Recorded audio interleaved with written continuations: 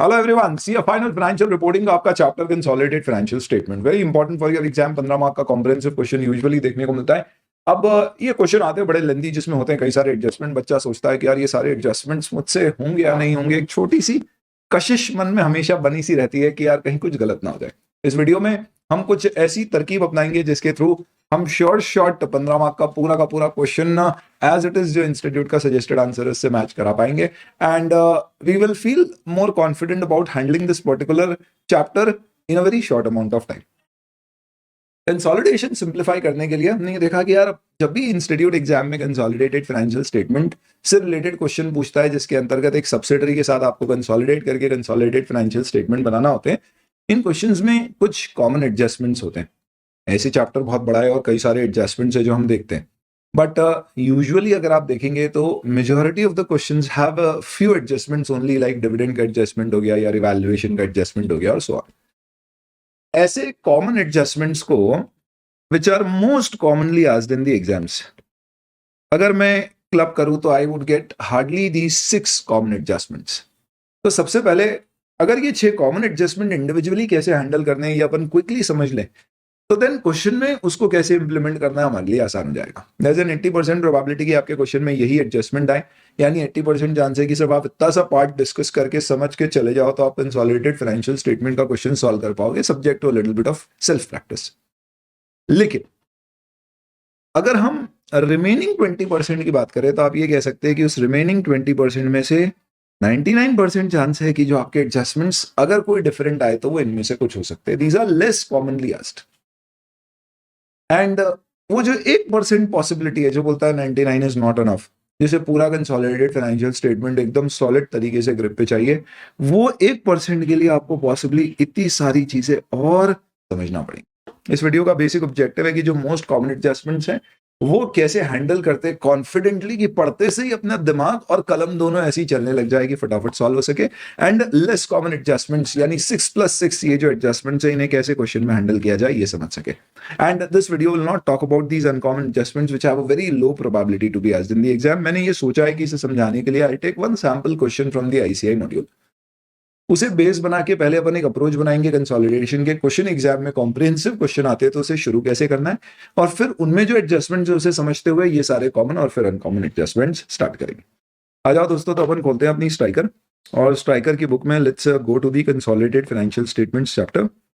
और इस चैप्टर के अंतर्गत इनफैक्ट मैंने मार्क कर रखा है, तो ये हमारा कॉम्प्रिहेंसिव क्वेश्चंस का एक पहला क्वेश्चन है जिसके अंतर्गत आपको कई सारे एडजस्टमेंट्स दिए गए, जैसे कि मीडियर एक्विजिशन होने वाला है, डिविडेंड होने वाला है, रिवैल्यूएशन होने वाला है, वो भी करंट एसेट्स और नॉन करंट एसेट्स का, यानी डिप्रिशिएबल और नॉन डिप्रिशिएबल दोनों का। क्वेश्चन पढ़ना कैसे है उसकी अप्रोच सबसे पहले समझिए। पढ़ता क्वेश्चन एक कला है एटलीस्ट कंसोलिडेटेड फाइनेंशियल स्टेटमेंट में। पढ़ते समय आपको ध्यान रखना है कि होल्डिंग कौन है, सब्सिडरी कौन है, नंबर 1। डेट ऑफ एक्विजिशन क्या है, साल के बीच में या साल के शुरू में, क्योंकि साल के बीच में हुआ तो एक अजम्पशन लेना होगा profits accrued evenly through out the year, क्योंकि कुछ पार्ट ऑफ प्रॉफिट प्री होंगे और कुछ पोस्ट होंगे। नंबर 3, एक्विजिशन एक बार में हुआ या मल्टीपल टाइम्स में हुआ है, क्योंकि मल्टीपल एक्विजिशन है तो उसका एक सेपरेट वर्किंग नोट और एडजस्टमेंट बन जाएगा, और उससे क्या परसेंटेज ऑफ शेयर होल्डिंग है। और फाइनली क्वेश्चन ने पूछा क्या है। Usually question consolidated balance sheet बनाने की बात कहता है, हो सकता है कि क्वेश्चन में कुछ और भी पूछा जाए। तो यहां पे आप देखिए, Ram limited acquired 60% ordinary shares of 100 each of Krishna limited. इसका मतलब यहाँ पे राम लिमिटेड हमारी पेरेंट कंपनी हो गई और Krishna limited subsidiary. Wow, Ramayan Mahabharat का संगम ऑन 1 अक्टूबर 2001, गांधी जी आने से एक दिन पहले। इनफैक्ट हमारे अजय जी जब दृश्यम देखने भजन कीर्तन सुनने गए थे स्वामी जी के, उससे भी एक दिन पहले। एनीवेज, तो ये देख के समझ में आ गया कि बैलेंस शीट की डेट आपकी दी हुई है 31 मार्च 2002 और एक्विजिशन हुआ है 1 अक्टूबर 2001। दिमाग में फिट हो गया है कि acquisition mid of the year में, यानी इस साल के प्रॉफिट कुछ प्री और कुछ पोस्ट है। क्वेश्चन में पोस्ट एक्विजिशन प्रॉफिट के भी कुछ एडजस्टमेंट्स है जो हमें करना पड़ेंगे, साथ ही साथ में प्री एक्विजिशन भी निकालना पड़ेगा। तो ये पढ़ते समय क्वेश्चन आपको बहुत स्पीड में क्वेश्चन एग्जाम में नहीं पढ़ना है, हौले हौले पानी पीने की तरह आपको एकदम, वो भी गटकना नहीं है, एकदम हौले हौले। सर हौले हौले पानी नहीं पीते, खैर छोड़ो। तो आपको हौले हौले इस पर्टिकुलर क्वेश्चन की इंफॉर्मेशन को कंज्यूम करना है, और आपका दिमाग क्या होना चाहिए, एनालाइज करना चाहिए क्वेश्चन को। इससे फायदा ही होगा कि आपको एडजस्टमेंट्स, पॉसिबली जो हिडन एडजस्टमेंट्स भी होंगे वो सामने आएंगे आपकी नजरों में। Summarize balance sheet of the two companies are given below, Ram Limited or Krishan Limited. We have land and building, plant and machine and PP. Investment in Krishna limited 8 lakh दिया हुआ है. कुछ भी आगे इन्फॉर्मेशन नहीं दी तो मैं मान लूंगा कि ये 60% इन्होंने 8 लाख में एक्वायर किया होगा. ये आपका पीसी होगा unless question has anything else to say. Then we have inventory, financial asset में ट्रेड रिसीवेबल और कैश. इक्विटी शेयर कैपिटल आपको दिया गया और उसमें आपको 100 रुपीज ईच फेस वैल्यू दी गई है या पेड अप वैल्यू दी गई. इसका यूज तब आता है जब आपको क्वेश्चन में कितने शेयर्स एक्वायर किए हैं वो दिए होते, तो अपने को निकालने के लिए परसेंटेज ऑफ शेयर होल्डिंग समझ में आता, पर क्योंकि यहाँ परसेंटेज दिया है तो कंपैरेटिवली शायद इसका यूज मेरे लिए कुछ ना हो. Reserves and surplus under other equity में 2 रिजर्व्स हैं, एक है रिटेन्ड अर्निंग्स और एक है अदर रिजर्व्स. ये सबसे इंपॉर्टेंट और यहाँ सबसे ज्यादा ये सबसे डेंजर जोन है, रिस्क. ये समझ लो यहाँ पर अगर नजर हटी दुर्घटना घटी. सबसे ज्यादा कॉन्सेंट्रेशन से कंसोलिडेशन के क्वेश्चन में आपको रिजर्व्स एंड सरप्लस सॉल्व करना है. तो आपको ध्यान रखना है कि यहाँ पे सब्सिडरी के 2 तरह के रिजर्व्स हैं, एक है अदर रिजर्व्स और एक है रिटेन्ड अर्निंग्स. इनमें हमें प्री और पोस्ट निकालना होता है, सबसे ज्यादा क्रिटिकल मैटर है. फिर फाइनेंशियल लायबिलिटीज के अंतर्गत भी आप बैंक ओवरड्राफ्ट और ट्रेड पेबल्स. आगे क्वेश्चन ने कहा है कि retained earning of subsidiary Krishna Limited showed a credit balance of 60,000 on 1st April 2001, out of which a dividend of 10% was paid on 1st November. अब आपको अगर आपने दिमाग में ये फिट कर रखा है कि डेट ऑफ एक्विजिशन 1 अक्टूबर है, तो ये समझ में आ जाएगा कि क्योंकि डिविडेंड 1 नवंबर को पे हुआ है और डिविडेंड उसे मिलता है जो ऑन द डेट ऑफ और रिकॉर्ड डेट पे डिविडेंड शेयर होल्डर है. हेंस क्योंकि डिविडेंड 1 नवंबर को बटाए, इसलिए जो शेयर होल्डर 1 नवंबर को कृष्ण लिमिटेड के थे उन्हें डिविडेंड मिलेगा. और क्योंकि मैंने शेयर 1 अक्टूबर को खरीद लिया इसलिए डिविडेंड राम लिमिटेड को भी मिलेगा. ये डिविडेंड भले ही आपने 10% पे किया है, किससे? From the credit balance of 60,000 on 1 April 2001 which is your opening balance. तो आपने भले ही इसे ओपनिंग बैलेंस से पे किया और इसका मतलब ये होगा कि ये जो आपके लास्ट ईयर 2001 के प्रॉफिट्स थे, उन प्रॉफिट्स की आपकी maybe let's say for example AGM सितंबर में होना चाहिए थी, अक्टूबर नवंबर में जब भी हुई उसमें आपने इन्हें डिक्लेयर करके पे किया. यानी इसका मतलब ये है कि ये दिए गए हैं ओपनिंग रिजर्व से, पर बांटा है ये कब? 1 नवंबर को. हमें मिलेगा, राम को मिलेगा, यानी ये डिपेंड करेगा इसे डिस्ट्रीब्यूट कब किया गया है, ना कि ये किस पीरियड का डिविडेंड है. Dividend is not given to shareholders who were holding the shares during the year to which the dividend relates. It is given to the shareholders who are holding the shares on the record date of declaration of dividend. तो 10% का मतलब भी profits का percent नहीं होता है, ये आप समझते हो. हमेशा it is paid up capital का परसेंटेज, यानी कि 40,000 रुपए का डिविडेंड बांटा गया. तो 60,000 बैलेंस था, उससे 40,000 बांटा है, 1 नवंबर को बांटा है, इसका मतलब राम को भी मिलेगा. तो राम ने क्या अकाउंटिंग करी है इसकी, तो यहाँ पे कहा गया है Ram limited credited the dividend received to its retained earning. और ये सही ट्रीटमेंट भी है एज पर इंडेस. हालांकि इसका कंसोलिडेशन एडजस्टमेंट मैं भी आपको समझाऊंगा, बट मुद्दे की बात यह है कि इंडेस के अंतर्गत हमेशा पेरेंट को अगर सब्सिडरी से डिविडेंड मिलता है, इररिस्पेक्टिव ऑफ वो किस पीरियड को बिलोंग करता है, it is always credited to POL of the parent in separate financial statement. Consolidated में इसका इफेक्ट हमें नलिफाई करना पड़ेगा, क्योंकि सब्सिडरी के सारे प्रॉफिट्स जो उसने पोस्ट एक्विजिशन कमाए मैं उसमें अपना शेयर बुक करता हूं, फिर वो बांटे या ना बांटे.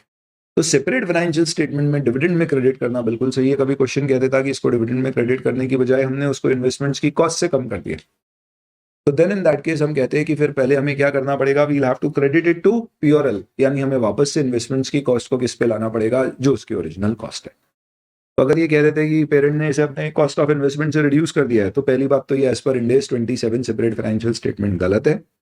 दूसरी बात, आप इसे सही करोगे तो इसके लिए आप डेफिनेटली जो इन्वेस्टमेंट यहाँ दिया हुआ होगा वो कॉस्ट पे नहीं, कैरिंग अमाउंट उसका आफ्टर रिड्यूसिंग डिविडेंड आ रहा होगा, तो फिर उसे बढ़ाना होगा और उतना अमाउंट फिर क्योंकि पीओएल में नहीं गया है तो पेरेंट के पीओएल में क्रेडिट करना. हालांकि इस क्वेश्चन में वैसा करने की जरूरत नहीं है. इसके अलावा कहा गया है प्लांट और मशीन की फेयर वैल्यू 1 अक्टूबर 2001 को 4 लाख है. इसको कैसे हैंडल करना है, I will explain that to you. यानी ये मेरा एक दूसरा एडजस्टमेंट आ गया. तो पहला डिविडेंड का एडजस्टमेंट आ गया, इनफैक्ट सबसे पहला मिड ईयर एक्विजिशन से रिलेटेड हो गया, दूसरा डिविडेंड हो गया, तीसरा एडजस्टमेंट आ गया मेरा रिवैल्यूएशन, और इसमें मुझे जो वैल्यू दी गई है वो 1 अक्टूबर की दी है. तो जैसे ही मैंने ध्यान रखा था मिड ईयर एक्विजिशन हुआ है, तो मुझे मालूम है कि ये जो revaluation plant and machine 4 lakh का हुआ है, ये 4 लाख को मैं 270 से कंपेयर नहीं कर सकता, क्योंकि दोनों की डेट ही अलग अलग है. This is 31st March 2002 and this is on 1st October 2001। तो कंपेरेबल नहीं है, तो पहले सेम डेट पे लाके फिर कंपेयर करना होगा, उसके लिए डेप्रिसिएशन लगेगा, वो बोलते हैं 10% है, यानी ये 2,70,000 आफ्टर 10% डेप्रिसिएशन होगा, तो इसकी वैल्यू 3 लाख रही होगी साल के शुरू में। पर मुझे साल के शुरू की वैल्यू नहीं 1 अक्टूबर की चाहिए, तो डेप्रिसिएशन साल भर बराबर ही लगा होगा, यानी कि 15,000 6 मंथ्स का ऐसे करके calculation, we'll do that. Then there are, तो कितने एडजस्टमेंट्स आ गए, तो एक पहला एडजस्टमेंट हो गया, मीडियर एक्विजिशन हुआ है 1 अक्टूबर को। दूसरा हो गया आपका डिविडेंड बांटा गया है। तीसरा हो गया कि आपने रिवैल्यू किया है डिप्रिशिएबल एसेट को। एंड इसके अलावा आपका चौथा एडजस्टमेंट है कि आपकी फेयर वैल्यू ऑफ पर Indus on 1 October for certain non depreciable assets और current assets and current liabilities have been revised. तो रिवैल्यूएशन दो चीजों का हो सकता है, डिप्रिशिएबल और एक नॉन डिप्रिशिएबल एसेट का। नॉन डिप्रिशिएबल में करंट एसेट्स करंट लायबिलिटीज भी हो सकती है, तो ये उसका रिवैल्यूएशन है, चौथा एडजस्टमेंट हो गया। क्वेश्चन कहता है आगे कि आप ऐसा अज्यूम कर सकते हो कि inventory still unsold on the balance sheet date और ट्रेड पेबल भी अभी तक सेटल नहीं हुए। तो ये इन्वेंट्री, ये ट्रेड पेबल सब 1 अक्टूबर को जो रिवैल्यू किए गए थे वो 31 मार्च पे भी है, यानी 31 मार्च में भी जो बुक्स में बैलेंस आ रहा है वो बैलेंस विदाउट रिवैल्यूएशन होगा सब्सिडरी की बुक्स में, पर हम कंसोलिडेशन में आफ्टर रिवैल्यूएशन लाएंगे। Also assume that other reserves as on 31st March 2002 are same as they were on 1st April 2001। इसका मतलब कि अदर रिजर्व्स पूरे के पूरे क्या हो गए, आपके प्री हो गए। ये ओपनिंग डेट पे थे और क्लोजिंग पे भी उतने ही है, तो इसमें ड्यूरिंग द ईयर का कोई इंक्रीज नहीं है। तो जो भी करंट ईयर के प्रॉफिट निकालने की कहानी है वो रिटेन्ड अर्निंग्स आएगी। That's about. आपको बोला गया है बैलेंस शीट प्रिपेयर करना है आपको कंसोलिडेटेड 31 मार्च 2002। अब जैसे ही आपने ये क्वेश्चन देखा तो सबसे पहले आप एक चीज समझो, सबसे मुश्किल चीज है प्रॉफिट का एनालिसिस। उस एनालिसिस के लिए आपको एक एनालिसिस ऑफ प्रॉफिट बनाना होता है। क्वेश्चन हैंडल कैसे करना है, तो सबसे सिंपल इसकी एक निंजा टेक्निक ले लो कि आप पहले सारे जितने क्वेश्चन में एडजस्टमेंट्स दिए उन एडजस्टमेंट्स को लगा दो। उन सारे एडजस्टमेंट्स का आप पहले इंपैक्ट कैलकुलेट कर लो, फिर उसके बाद आप एनालिसिस ऑफ प्रॉफिट और फाइनली जो आपके कैलकुलेशंस होते हैं for the purpose of computing your NCI, goodwill और कंसोलिडेटेड रिजर्व्स, वो एकदम लास्ट में रखो। तो पहले सारे एडजस्टमेंट्स कर लो। अब इन एडजस्टमेंट्स में अगर आप देखो तो you can Fairlie say that it is only जो मिडियर एक्विजिशन वाला एडजस्टमेंट है उसमें आपको थोड़ा सा सतर्क रहना पड़ेगा।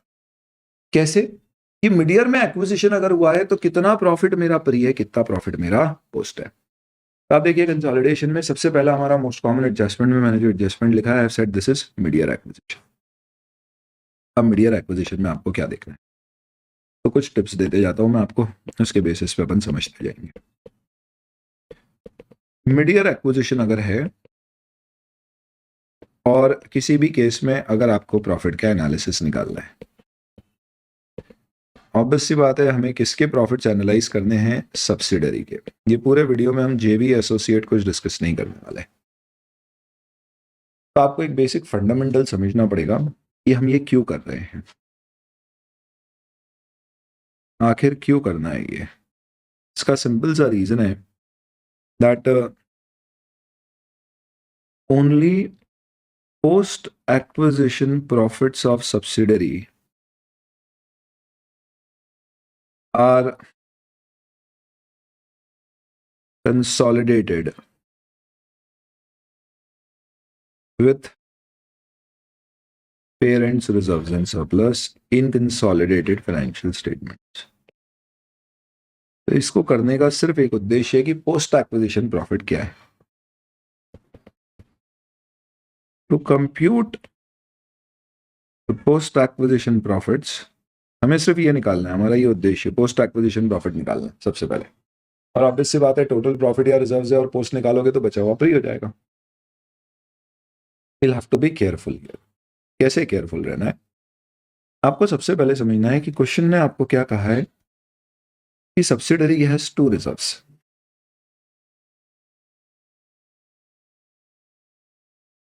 तो सब्सिडरी के दो रिजर्व्स हैं।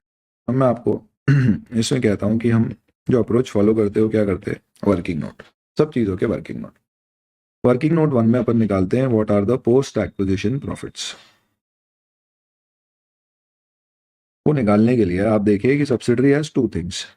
एक उसके अदर रिजर्व्स हैं जिसमें हमें कोई दिमाग ही नहीं लगाना है क्योंकि क्वेश्चन ने साफ साफ कह दिया है कि इसमें there is no post acquisition, क्योंकि जो ओपनिंग है वही क्लोजिंग है, यानी ये पूरे पिछले साल से ही आ रहे हैं। तो we are only concern with retained earnings. अब यहाँ पे स्टूडेंट सबसे बड़ी गलती करता है, इसमें आप बहुत ज्यादा केयरफुली सुनिएगा। You should be most careful in this discussion. क्या होता है, स्टूडेंट बोलता है कि भाई पोस्ट एक्विजिशन प्रॉफिट निकालना सर इतना आसान है, आप इतना समय लगा रहे हो, 1,64,000 दिया हुआ है, ईयर एंड पर है, और 60,000 रुपीज का क्रेडिट बैलेंस 1 अप्रैल 2001 को दिया है, तो 60,000 इधर 1,64,000, 160 164 हो गया साल भर में। इसका मतलब 1,04,000 इस साल प्रॉफिट इंक्रीज हुआ है, और ये हमारा करंट ईयर का प्रॉफिट है। बिल्कुल सही कहा आपने। जैसा आप अगर पार्टनरशिप पढ़ी और अगर आपको क्लोजिंग ओपनिंग कैपिटल के एडजस्टमेंट से करंट ईयर का प्रॉफिट निकालना आता है, तो ये बिल्कुल वही है और कुछ भी नहीं है, यही इसकी ट्रिक और टेक्निक है। तो आप यूं समझ लो कि भैया हमारा क्लोजिंग कैपिटल उर्फ क्लोजिंग रिजर्व्स कितने हैं, 164, ओपनिंग कितने हैं, 60, तो डिफरेंस क्या है, प्रॉफिट फॉर गई है। लेकिन आपने कैपिटल में भी पार्टनरशिप में पढ़ा होगा कि अगर पार्टनर कोई ड्रॉइंग्स करता है ड्यूरिंग द पीरियड, तो फिर अपन सीधे क्लोजिंग माइनस ओपनिंग को करंट ईयर के प्रॉफिट नहीं कहते। इनफैक्ट फिर हम उसमें क्या करते हैं, हम कहते हैं closing minus opening plus drawings is current year profit. क्योंकि अगर आपने कोई ड्राइंग करी है तो आपका ओपनिंग कैपिटल उतने से ही कम हो गया, एंड देन उस ओपनिंग कैपिटल के कम होने के बाद में फिर आप अगर क्लोजिंग कैपिटल इतना लेकर आए हो, तो वो डिफरेंस आपका इस साल का प्रॉफिट है। इसी लॉजिक से अगर आप यहाँ पे देखेंगे तो यहाँ पे सिंपली कहा गया है कि हमारे क्लोजिंग रिटेन्ड अर्निंग्स कितनी है ऑफ सब्सिडरी कृषि लिमिटेड, 1,64,000। बस आप इसमें माइनस कर दो ओपनिंग बैलेंस और एड बैक कर दो ड्रॉइंग्स, जो कि इस पर्टिकुलर केस में है डिविडेंड्स डिस्ट्रीब्यूटेड। इससे आप क्या निकाल पाएंगे, you will be able to calculate current year के प्रॉफिट्स। पहले वो निकालना है। तो डिविडेंड हमने 40,000 बांटा है 10% के हिसाब से, तो ये एड बैक हो जाएगा। इसका मतलब इफेक्टिवली इस साल में आप कह सकते हो कि we have basically earned profit of 1,44,000।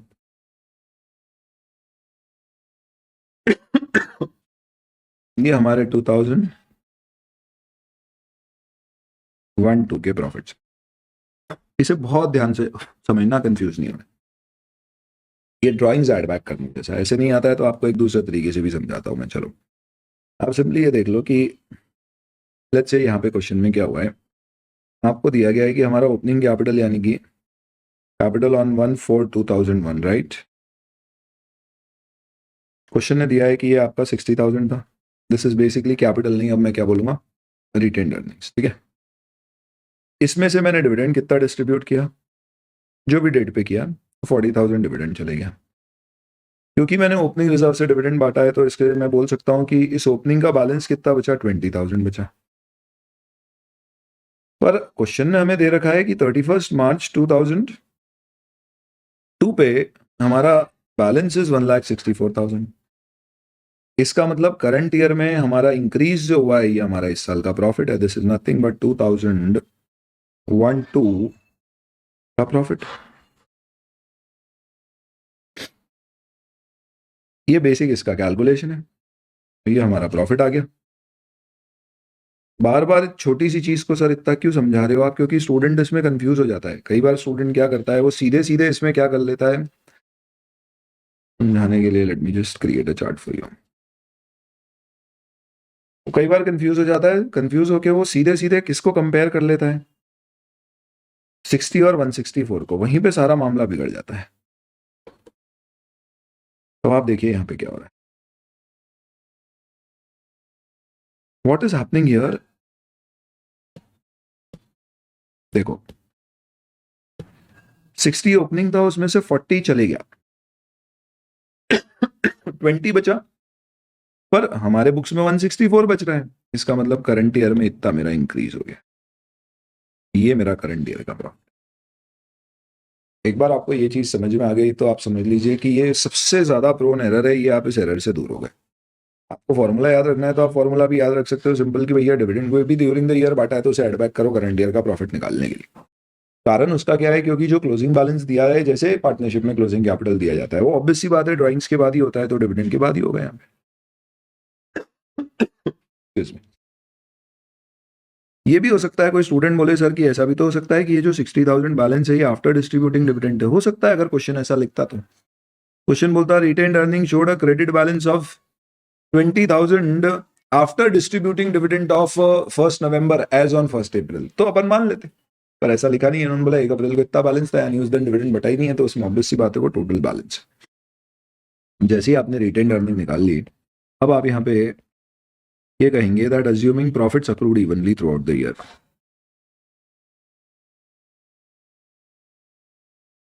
हमें कौन से पीरियड के प्रॉफिट्स निकालना है, तो अप्रैल 2001 से सितंबर 2001, क्योंकि एक्विजिशन हुआ है अक्टूबर 2001 से, तो वहां से मार्च 2002।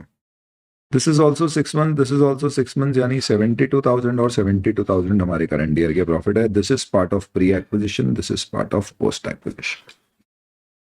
ये हमारा एक एडजस्टमेंट है जो हमने करना चाहिए, जो समझना चाहिए, जिससे बहुत सारी चीजें इंपैक्ट होगी, वो अपन आगे समझेंगे। आई होप ये सबको क्लियर है। तो इससे अब हमें पहली चीज समझ में आ गई, मीडियर एक्विजिशन अगर हुआ है तो हमें ये कैलकुलेशन करना पड़ते हैं, क्योंकि सीधे सीधे ऐसे क्वेश्चन में आपको क्या नहीं मिलेगा, डेट ऑफ एक्विजिशन के रिजल्ट, उसमें एडजस्टमेंट होगा। अब बाकी के एडजस्टमेंट्स पे आते हैं। तो बी एडजस्टमेंट लेट्स से और भी अपन ने देख लिया, डिविडेंड का एडजस्टमेंट यहाँ पे हो गया, और मीडियर एक्विजिशन का इंपैक्ट क्या आएगा तो वो अपन कैलकुलेशंस में आगे देखेंगे। सी एडजस्टमेंट आपको दिया हुआ है fair value of plant and machine 1 October 2001 को। ध्यान रखना, अगर कोई भी डेप्रिशिएबल एसेट के रिवैल्यूएशन का एडजस्टमेंट है तो उसका एक फिक्स टेबल का फॉर्मेट ध्यान रख लो। उस फॉर्मेट में सबसे पहले आप यहाँ पे लिखना ओपनिंग डेट, फिर आप लिखिएगा क्लोजिंग डेट। अगर मीडियर एक्विजिशन का क्वेश्चन है तो फिर आपको डेट ऑफ एक्विजिशन यहाँ बीच में लिखना पड़ेगी। इस केस में आपकी ओपनिंग डेट 1/4/1 है, डेट ऑफ एक्विजिशन 1/10/1 है, और क्लोजिंग डेट आपकी 31 मार्च 2 है। इस पर्टिकुलर टेबल में आप कॉलम बनाइएगा, सबसे पहले कैरिंग अमाउंट क्या है। क्वेश्चन ने आपको कैरिंग अमाउंट जो दिया है वो ये दिया हुआ है 2,70,000, और कुछ दिया नहीं। इसे रिवैल्यू किया गया, फेयर वैल्यू पे लिया गया, उस कारण से क्या डिफरेंस आया ये हमें निकालना है। क्वेश्चन ने कहा है कि हमने फेयर वैल्यू इसकी कंसीडर की on the date of acquisition as 4 lakh रुपए, यानी ये इस पर्टिकुलर कॉलम में यहां पर आएगा। सिर्फ इतनी इंफॉर्मेशन है जो क्वेश्चन में दी है, और इसके अलावा कहा गया है कि डेप्रिसिएशन 10% पर एनम WDV पे चार्ज किया जा रहा है। तो कुछ नहीं दिया जाता है तो हम WDV मानते हैं, तो रेट ऑफ डेप्रिसिएशन 10% है, पर एनम लिखा हो नहीं लिखा हो अपन एनुअली मानेंगे।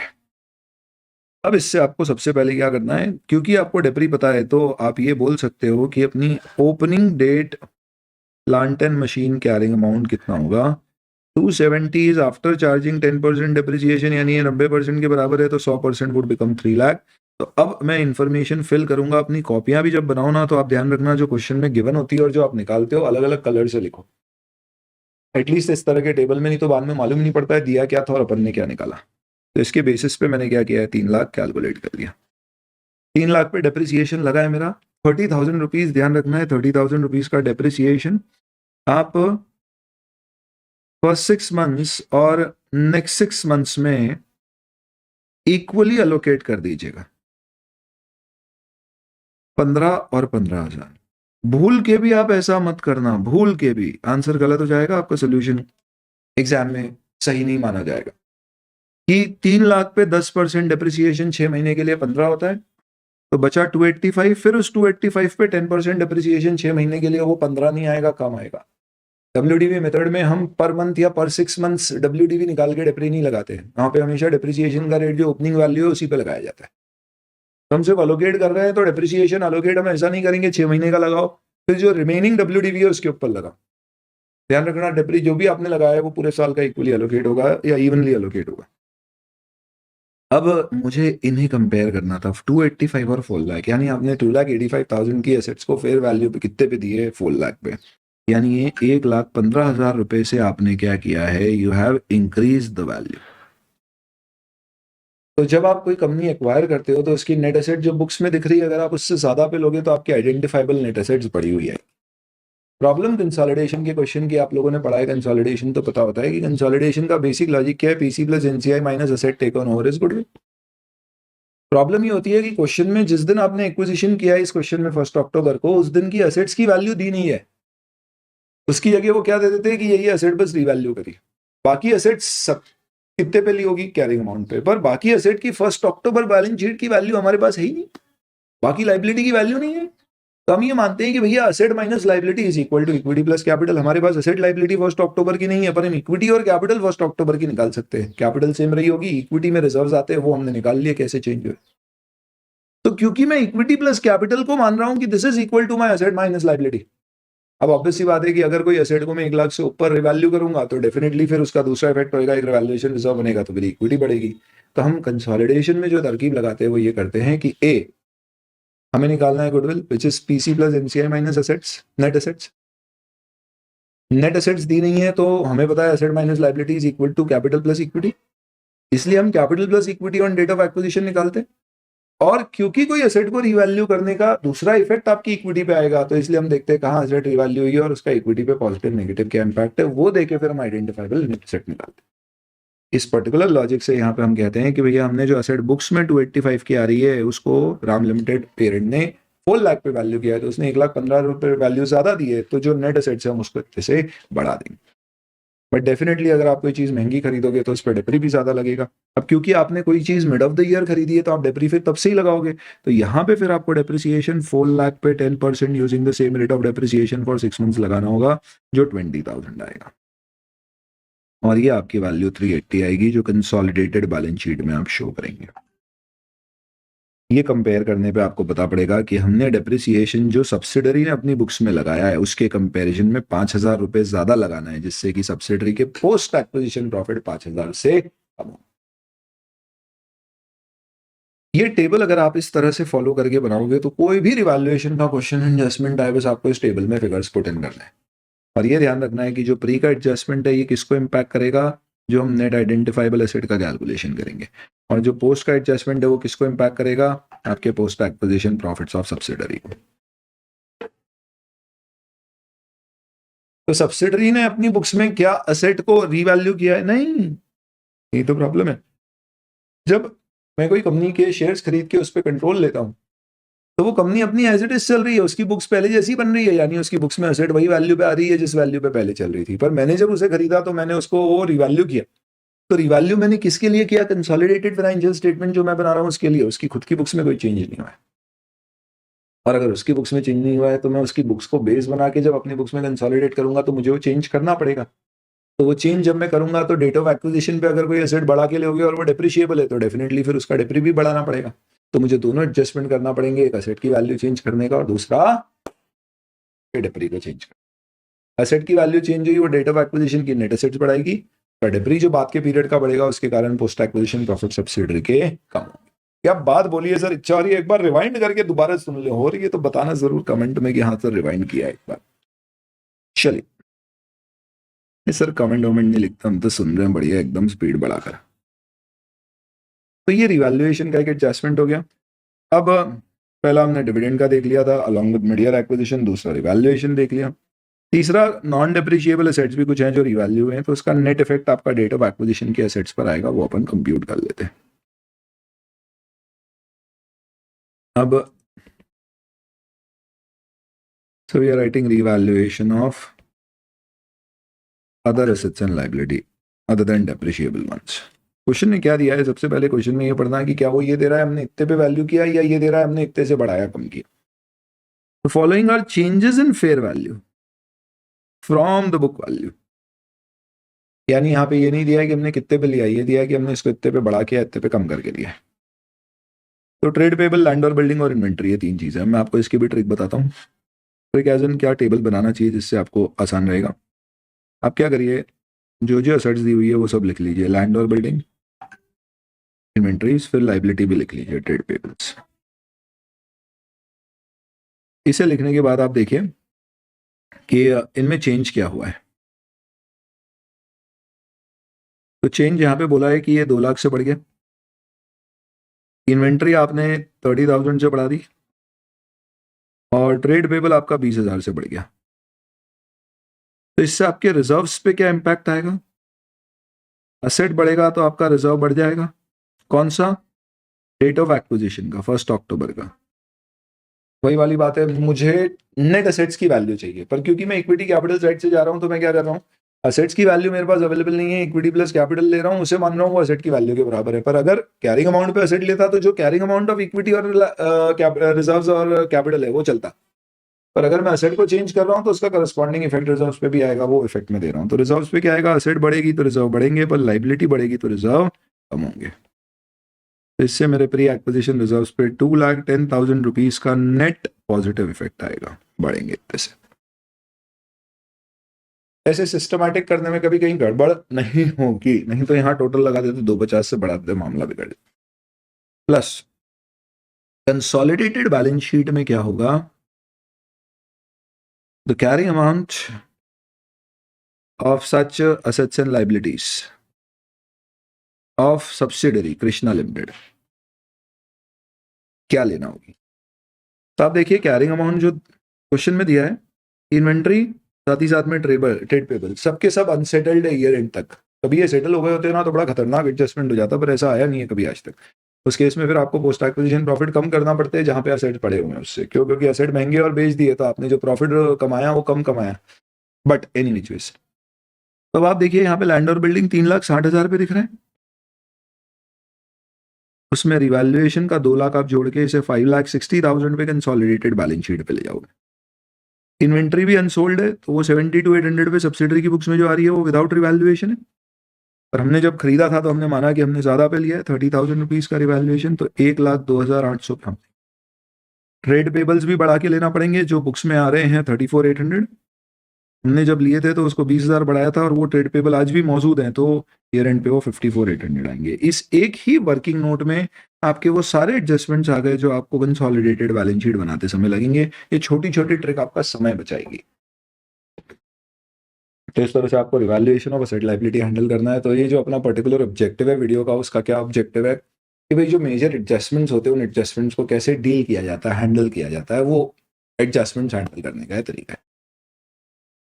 तो इस तरह से आपने रिवैल्यूएशन भी हैंडल कर लिया, सारे एडजस्टमेंट्स हमारे हो गए। अब इन सब के बाद में आपका फाइनल जो वर्किंग नोट बनता है that is basically what analysis of profits.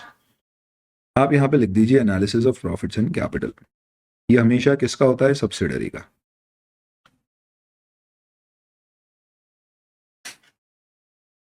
अब आप देखिए कृष्णा लिमिटेड की क्या क्या चीजें हैं आपके पास। तो you have equity share capital है, देन उसके अलावा उसके अदर रिजर्व्स है, एंड देन उसके अलावा उसकी रिटेन्ड अर्निंग्स है, जिसका एक पोर्शन प्री है और एक पोर्शन पोस्ट है। प्री वो जो अप टू 110(1) तक का है, पोस्ट जो 110(1) से लेके 31 मार्च 2002 तक का है। सबसे पहले आप लिखिए कि आपको इन सब की इंफॉर्मेशन जो दे रखी है ऑलरेडी वो क्या है। तो फर्स्ट लाइन में हमारा एक ट्रिक होती है, हम इसे मायावी टेबल कहते हैं, और ये बहुत अच्छे से समझ लो क्योंकि इससे पूरा क्वेश्चन सॉल्व हो जाता है। ट्रिक ये है कि देखो कंसोलिडेशन में गड़बड़ कहाँ होती है स्टूडेंट से, बैलेंस शीट टैली क्यों नहीं होती है? जब क्वेश्चन की गिवन बैलेंस शीट टैलीड है और आपकी टैली नहीं हो रही है तो इसका कारण ये है कि जो एडजस्टमेंट आपने की है वो ठीक से नहीं की। बस इस छोटी सी बात का ख्याल रखते हुए हम ये करते हैं कि हम सबसे पहले पहली लाइन में लिखते हैं गिवन बैलेंस। जो क्वेश्चन ने दिया है हम उसको लिखते हैं, क्योंकि यहाँ पे तो बैलेंस शीट टैलीड है और एडजस्टमेंट बाद में अलग से लिखेंगे। तो गिवन बैलेंस जो आपको दिया हुआ है इक्विटी शेयर कैपिटल इसका 4 लाख का है, अदर रिजर्व्स आपके 2 लाख के, और इसके अलावा आपको 1,64,000 दिया हुआ है, जिसका ब्रेकअप हमने निकाला कि पोस्ट एक्विजिशन प्रॉफिट से रिलेटेड कितना निकाला था आपने, 72,000 ये हम निकाल चुके हैं। हमें क्या निकालना था? सिर्फ पोस्ट एक्विजिशन प्रॉफिट। तो बचे हुए को अपन प्री मान लेते हैं। यहाँ पे हम लिखेंगे कि हमारा बैलेंसिंग फिगर है प्री। क्वेश्चन ने दिया है 164 माइनस 72,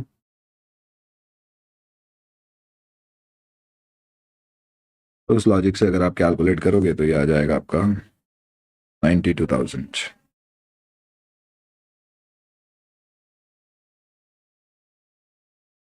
इस 92 का ब्रेकअप समझना है आपको, तो आप भी समझ सकते हो।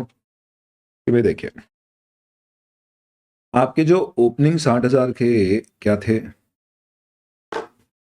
रिजर्व्स थे। जिस दिन आपने उस पर्टिकुलर कंपनी को एक्वायर किया विच इज 1 अक्टूबर, उस पर्टिकुलर डेट पर ये 60,000 प्लस इसके अलावा आपने इस साल में 72,000 रुपीज और कमा लिए, यानी कि 60 प्लस 72 जिस दिन आपने वो कंपनी एक्वायर करी उस दिन आपके पास 132 का रिजर्व था, जिससे बाद में 1 नवंबर को 40,000 चले गया, तो बचा कितना आपका, वो 92। तो आज की तारीख में जो बैलेंस मेरे पास अवेलेबल है वो 92,000 रुपीज। ये कौन सा है जो balance as on 31 March 2002 available है फ्रॉम द प्रॉफिट्स और reserves prior to the date of. तो ये मेरा, इसके बेसिस पे अगर मैं टोटल करूं मेरी रिटेन अर्निंग का, तो मेरी रिटेन अर्निंग्स का यहाँ पे टोटल आ जाता है, जिसको लिखने की आज सच कोई जरूरत नहीं है। ठीक है, अब आपने एडजस्टमेंट देखे थे तो उसमें क्या कोई एडजस्टमेंट है जैसे सब्सिडरी के प्री पोस्ट प्रॉफिट्स एडजस्ट करने की जरूरत है, तो हमने बोला था हाँ, there was a revaluation of plant and machine. इससे आप बताइए कि आप कौन से रिजर्व्स आपके बढ़ गए। सर हमारे प्री एक्विजिशन रिजर्व बढ़ गए। तो प्री एक्विजिशन रिजर्व बढ़ाना है तो आप क्या करें, इसे या तो अदर रिजर्व्स के कॉलम में या प्री वाले कॉलम में कहीं पर भी लिख दें, पर आप इसे ऐड कर दें ताकि आपको ये समझ में आए कि सब्सिडरी की जो असेट्स और लायबिलिटीज अपन ने जिस दिन सब्सिडरी खरीदी थी जो बुक्स में आ रही है वो ये है। पर मैंने क्योंकि कुछ चीजों को ऊपर पे लिया है तो इस कारण से मुझे उसमें उसको ये ऐड करके बताना पड़ेगा। तो मैंने क्या क्या ऐड किया है मेरे एडजस्टमेंट्स में देखें, तो मेरा पहला एडजस्टमेंट तो पोस्ट एक्विजिशन प्रॉफिट का था। फिर वैल्यूएशन में मैंने बताया था कि 1,15,000 रुपीज ज्यादा पे मैंने लिया है, मैं प्लांट एंड मशीन में 1,15,000 रुपीज प्री में ऐड करूंगा।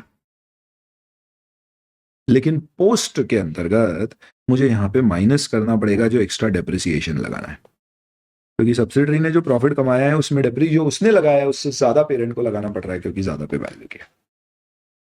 एंड अदर करंट असेट्स और करंट लाइबिलिटीज का नेट इफेक्ट अपन ने निकाला था कि 2,10,000 रुपए से डेट ऑफ एक्विजिशन के रिजर्व्स बढ़े। इसका पोस्ट पे कोई इफेक्ट नहीं है क्योंकि ईयर एंड पे भी हमारे पास है, अगर बिक गए होते तो वही रिवर्स होता है, यहाँ पर भी माइनस। अब इस बेसिस पे आपके एडजस्टेड प्रॉफिट यहाँ पे ये 4 लाख, 2 लाख। अब यहाँ पे एक बड़ा इंपॉर्टेंट एडजस्टमेंट आपको समझना पड़ेगा, ये कितने पहले आप वो देख लीजिए, 92 plus 115 plus 210, 4,17,000 and post acquisition भी 67 था। अब ये total balance after all adjustments, मुझे इससे क्या कैलकुलेट करना है, I have to based on this calculate the net identifiable assets as on 1 October 2001 which is date of acquisition. ये मैं कैसे निकालूंगा, तो इसमें equity share capital plus other reserve plus retained earnings सब ऐड कर दूं एंड रिवैल्यूएशन में सब। शेयर कैपिटल हमारा 4 लाख है, ये आपका 2 लाख है, ये 4,17 है। बस यहां पे अब एक इंपॉर्टेंट एडजस्टमेंट समझिए, dividend which was not distributed till 1st October 2001 but after 1st October 2001 and before 31st March। क्योंकि जिस दिन आपने ये कंपनी एक्वायर करी थी उस पर्टिकुलर डेट पर अगर आप देखोगे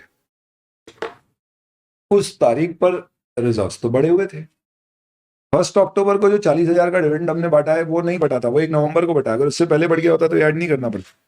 तो आपको ये सोचना है मन में कि जो बैलेंस शीट रही होगी 1 अक्टूबर की वो क्या रही होगी, कैसी रही होगी। तो वो जो बैलेंस शीट आप मन में सोच रहे हो 1 अक्टूबर कृष्ण लिमिटेड की रही होगी, उसमें जो रिजर्व्स उसके रहे होंगे वो रिजर्व्स ओपनिंग 60 के 60 पूरे रहे होंगे, यानी प्रैक्टिकली स्पीकिंग वो रिजर्व्स कितने रहे होंगे 1 अक्टूबर को।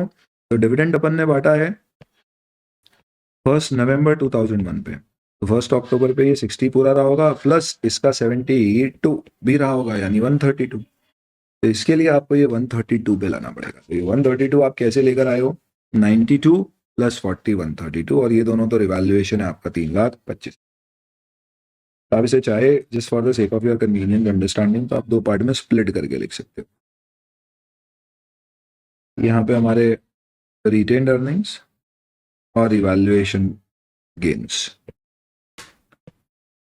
इवैल्यूएशन गेन्स हमारे कितने हैं, and even for better understanding इसके ऊपर नीचे करके बताता हूँ। रिवैल्यूएशन गेन आपका 3,25,000 है, रिटेन्ड अर्निंग आपकी 92,000।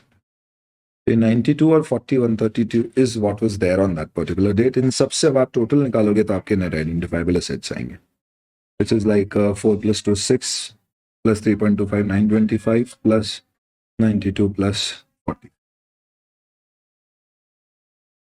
10,57,000 रुपीस की नेट आइडेंटिफाइबल एसेट्स थी। कब?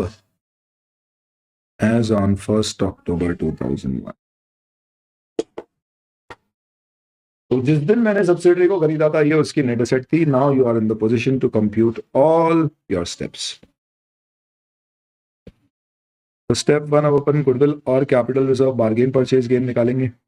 सिंपल है, आपका पीसी, एनसीआई और आइडेंटिफाइबल नेट एसेट्स जो आपने कैलकुलेट करी है 10,57,000 है। पीसी क्वेश्चन में आपको दिया हुआ है 8 lakh rupees as it is ले लोगे, और क्योंकि एनसीआई पे स्पेसिफिकली लिखा नहीं है कि फेयर वैल्यू पे लेना है नहीं, तो हम अज्यूम करेंगे it is at proportionate share in net asset basis. तो दिस विल बी 10,57,000 का 40% बिकॉज हमारा 60% स्टेक है। 1057 का 40%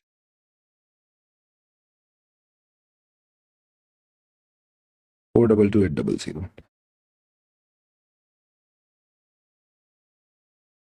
plus 8 lakh PC minus 10,57,000 is 1,65,800, which is your goodwill.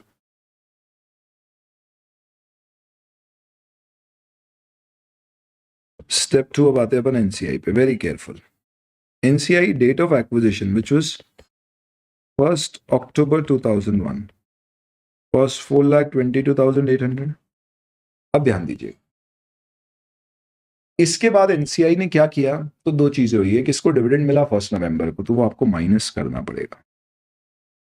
Share of dividend which it got on 1 नवंबर 2001, 40,000 में इसे 40% मिला क्योंकि एनसीआई का स्टेक 40% है। दिस विल बी 16,000, ये उसे मिल गया, तो ये माइनस होगा, plus share in post acquisition यानी कि आखिरी के 6 महीने के adjusted profits of Krishna limited का शेयर जो आप निकाल चुके हो यहाँ पे कितना 67,000। तो अगर आप चाहो तो यहीं पे 67,000 का शेयर निकाल सकते हो 60-40 करके। ये सब आपकी नेट आइडेंटिफाइबल एसेट है, इसके दो पार्ट हो। तो 67,000 में इसका शेयर 40%, 224,000, 26,800। तो इस हिसाब से ये हो जाएगा 4,33,600।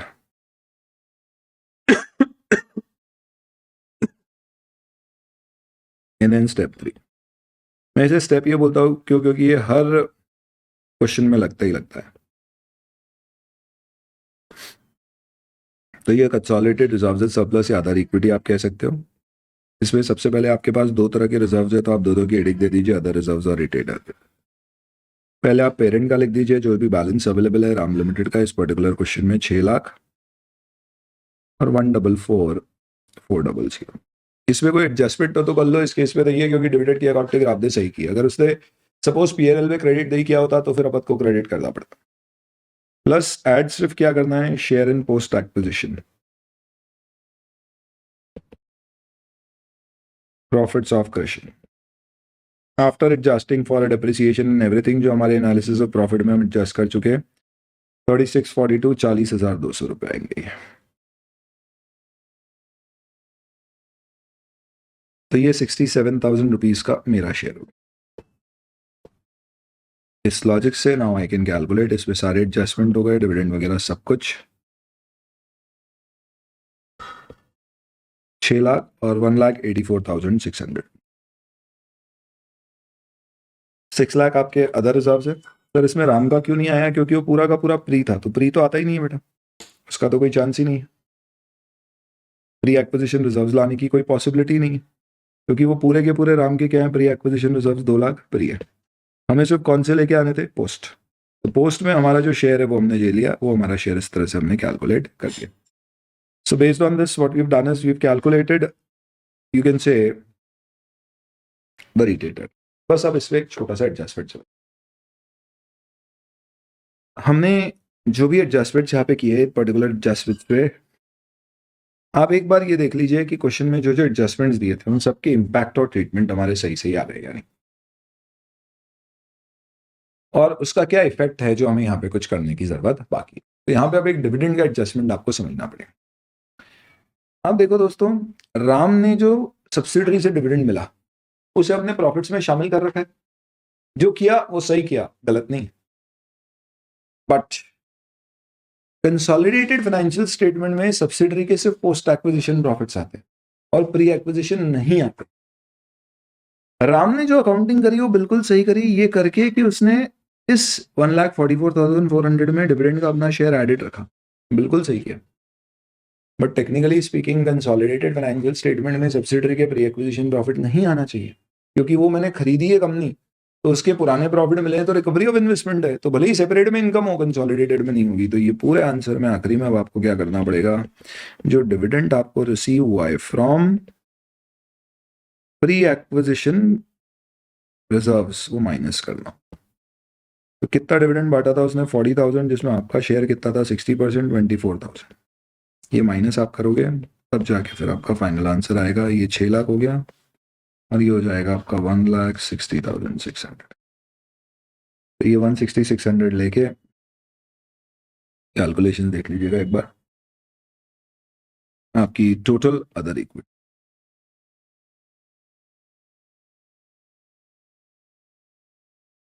So this is going to be your balance of other equity, जो कहां पर जाएगी आपकी बैलेंस शीट।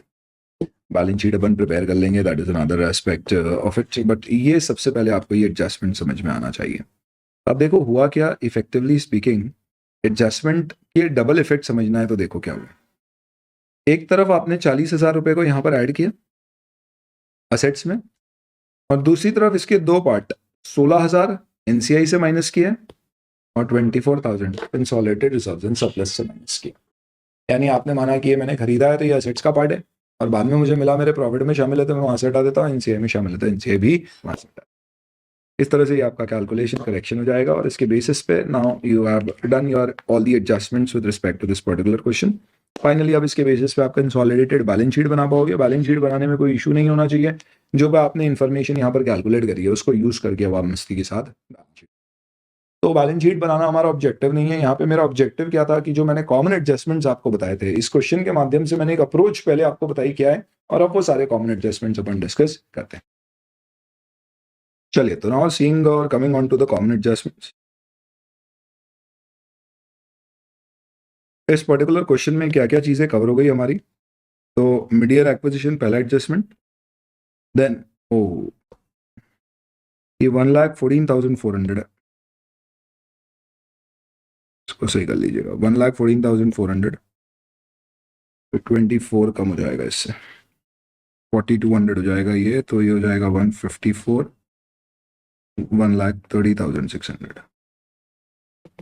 ठीक है, वो इससे अब आप इसे बोलते हैं क्लरिकल मिस्टेक, ये भी करके देख लिया अपन ने। तो जब बैलेंस शीट बनाते टैली नहीं होती तो मतलब कहीं कैलकुलेशन एरर हुई है, वो पोस्टिंग एरर या लाने में गड़बड़ हो गई। चलिए, अब आप देखो ये वाले क्वेश्चन में आपने क्या देखा, मिड ईयर एक्विजिशन है तो उसे कैसे हैंडल करना है ये समझ में आया। डिविडेंड ये सबसे मस्त क्वेश्चन था क्योंकि इसमें प्री एक्विजिशन रिजर्व्स के डिविडेंड पोस्ट एक्विजिशन पीरियड में बढ़े, उसका एडजस्टमेंट देखा।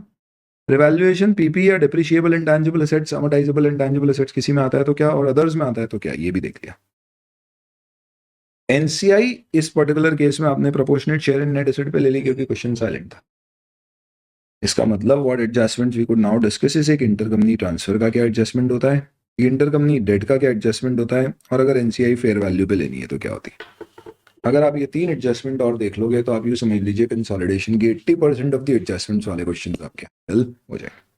इसको देखने के लिए अब हम क्या अप्रोच फॉलो करें, तो दोस्तों हम जब पढ़ते हैं कंसोलिडेशन अपनी रेगुलर या simplified batch, which is nothing but full course fast track batch, ये कहना स्पेसिफिकली इसलिए जरूरी है क्योंकि कई बार बच्चों को लगता है फास्ट ट्रैक है मतलब अधूरा होगा, जबकि वैसा नहीं होता है। फर्स्ट टाइमर्स भी उसको देख के पूरा ग्रिप में ले सकते हैं सब्जेक्ट। तो कंसोलिडेशन हम इस तरह से सिस्टमैटिकली डिवाइड कर देते हैं कि यार ये 21 मुद्दे हमें यहाँ पे डिस्कस करना होंगे, सब्सिडी, ये भी एसोसिएट, सब कुछ। फिर हम कहते हैं कि कंसोलिडेटेड फाइनेंशियल स्टेटमेंट का क्वेश्चन सॉल्व करने के लिए अगर हम सबसे पहले बात करें एक सिंगल सब्सिडरी की, जिसमें आपको अगर बैलेंस शीट बनाने का क्वेश्चन दिया गया है, सबसे पहले आपको जिस दिन आपने एक्विजिशन किया है उस दिन एक्विजिशन के दिन आपको पीसी निकालना होता है। इस एग्जाम्पल में 1 अक्टूबर का पीसी क्या है ये निकालना पड़ेगा। क्या एनसीआई या नॉन कंट्रोलिंग इंटरेस्ट है उस तारीख पर ये निकालना पड़ेगा। और उस तारीख पर जब आपने एक्वायर किया है तो क्या नेट आइडेंटिफाइबल एसेट है। इस क्वेश्चन में वो net identifiable asset capital plus reserves plus adjustment to those reserve से निकले। Balancing figure would be your goodwill और बार्गेन परचेज के, and there could be some transaction costs which are not adjusted to goodwill but charged to P&L। तो अगर comprehensive पढ़ना है तो date of acquisition के इतने सारे एडजस्टमेंट्स हैं जो हमें करना पड़ेगा। इन सारे एडजस्टमेंट्स में अगर आप देखोगे तो ये एक चार्ट है जिसमें वो सारे एडजस्टमेंट्स की एक समरी दी हुई है। उसके लिए फिर आप कंसोलिडेशन का रिवीजन वीडियो देखिए जिसमें आपको सब कुछ मिलेगा, बट इसमें मेजॉरिटी चीजें वो है जो आपकी, ये समझ लीजिए ये सब कुछ कवर कर रहा है। तो इसकी मेजॉरिटी चीजें तो कहना सही नहीं होगा, बट इसकी कुछ चीजें वो है जो अनकॉमन टॉपिक्स है, लेस आस्क्ड टॉपिक्स है, और कुछ वो है जो कॉमनली आस्क्ड। बट ये सिस्टमैटिकली सब बता देता है कि भाई पीसी में देखो पॉसिबल है कैश में लिया तो क्या, डिफर्ड कंसिडरेशन में लोगे तो क्या होगा। वो साफ साफ बता देगा कि पीसी के केस में कंटिंजेंट कंसिडरेशन है तो स्टेप एक्विजिशन है, अलग अलग पॉसिबिलिटीज सारी डिस्कस करते हैं। तो ये जो अप्रोच होती है हमारी, इसमें हम क्या करते हैं, अभी अपन रिवर्स अप्रोच से समझा रहा हूं मैंने क्वेश्चन से आपको एडजस्टमेंट करके अब मैं ला रहा हूँ कि एडजस्टमेंट कैसे करना है वो समझा रहा हूँ। क्लास में अपन क्या करते हैं, अपन सारे एडजस्टमेंट इंडिविजुअली पहले पढ़ते हैं और फिर उसके बाद क्वेश्चंस पे आते हैं और वहां पे वो सारे एडजस्टमेंट्स लगाते थे, एक होलिस्टिक ग्रिप रहती। तो जो मैंने मोस्ट कॉमन 6 एडजस्टमेंट्स आपको बताए थे वो adjustments primarily date of acquisition के बाद में, आप यूं समझ लो कि अब आप एक्विजिशन हो चुका है, एक्विजिशन के कुछ समय के बाद में अब आप क्या कर रहे हैं, 6 महीने बाद अब आप कंसोलिडेटेड बैलेंस शीट बना रहे हो। जैसे इस एग्जांपल में 1 अक्टूबर एक्विजिशन हुआ था और नेक्स्ट ईयर के 31 मार्च पे बैलेंस शीट बन रही है। तो इस 6 महीने में क्या एडजस्टमेंट्स हो सकते हैं, तो ये पॉसिबली वो सारे एडजस्टमेंट्स है जो हो सकते हैं, जिनमें से मोस्ट इंपॉर्टेंट एडजस्टमेंट देखने को जो आ सकते हैं वो एक तो पोस्ट एक्विजिशन प्रॉफिट का है, दूसरा डिविडेंड का है, तीसरा रिवैल्यूएशन का है, एंड चौथा इंटरकंपनी ट्रांसफर्स, पांचवा आप कह सकते हो इंटरकंपनी डेट।